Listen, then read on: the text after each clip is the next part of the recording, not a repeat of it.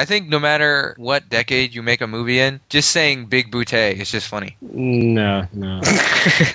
Yeah, it's pretty funny. It's the power of editing. I'm right. Hey, don't be mean. We don't have to be mean. Because, remember, no matter where you go, there you are. If there's anything you want, anything at all, come to me. I'll be your guardian angel.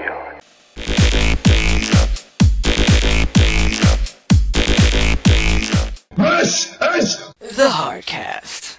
It's time for another dimensionally challenged episode of the Hardcast. I'm your host, Chris, and today I'm joined by Lewis. Yo. And Victor. Motherfucker. Tonight's review/discussion is about the 1984 sci-fi cult classic, The Adventures of Buckaroo Banzai Across the Eighth Dimension, directed and produced by W.D. Richter, starring Peter Weller, John Lithgow, Ellen Barkin, Jeff Goldblum, and Christopher Lloyd. The story revolves around the multi-talented character, Buckaroo Banzai, a physicist-neurosurgeon-samurai-rock musician, jet car driver, comic book hero, and his efforts to save the world from the evil John Warfin and the red lectroids from Planet 10. Yes. So, Lewis, did Buckaroo Banzai teach you that no matter where you go, there you are? Or did the movie leave you feeling like someone had shoved your small berries up your big bootay?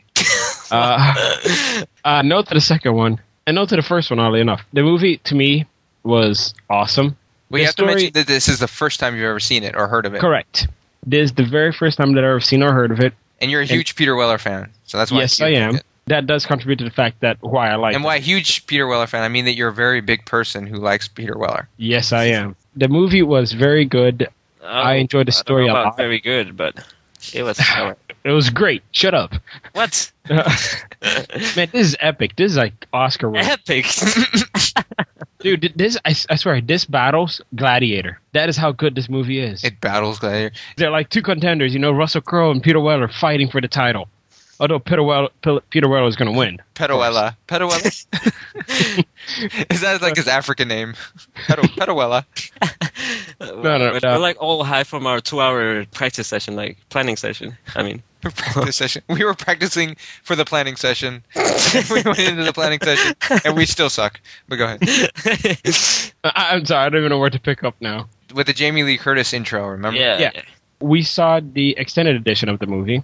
That was on DVD, of course. But I think all it was the alternate intro, and that's it. But I think that's actually that adds a lot to the movie. Without that, you actually feel like there's something missing. Because there's no backstory. Well, actually, throughout the movie, you don't have really that much of a backstory. But just on Buckaroo Banzai, that's a really big backstory. And the movie itself is supposed to be a sequel. Was supposed to be a sequel. No, they're supposed to prequel. Sorry, prequel. Well, based on the preview, sorry, not the preview, Well, I actually read something somewhere where the span of Buckaroo Banzai's adventures are around 50 years, and the movie takes place somewhere in the middle. There's a lot of stuff that happened before, and there's a lot of stuff that's supposed to happen afterwards. Oh. Yeah, and it's not mentioned in the movie. Right. It's just a problem, because you have these great characters, but you have very little insight to who they are. Yeah, that's true. There's a sense of history, but they don't really hint at what that history is. Exactly, and it'll go into it. I still enjoy the movie a lot. Because it's a guilty pleasure, we'll call it. Just fun to watch. Quirky, cheesy adventure.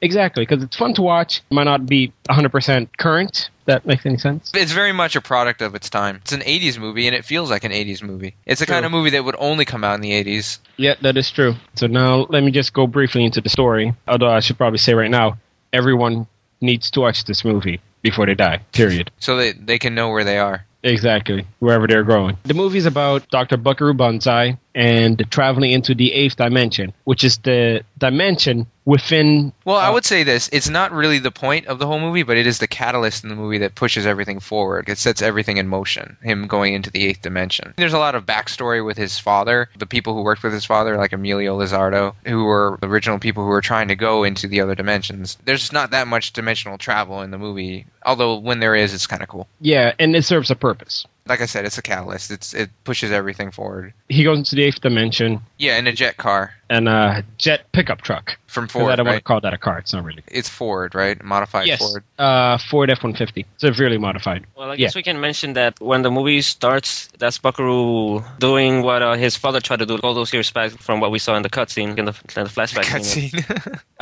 Yeah. In the flashback scene intro, the alternate intro. Right, the whole movie stuff. Jobs at Ford.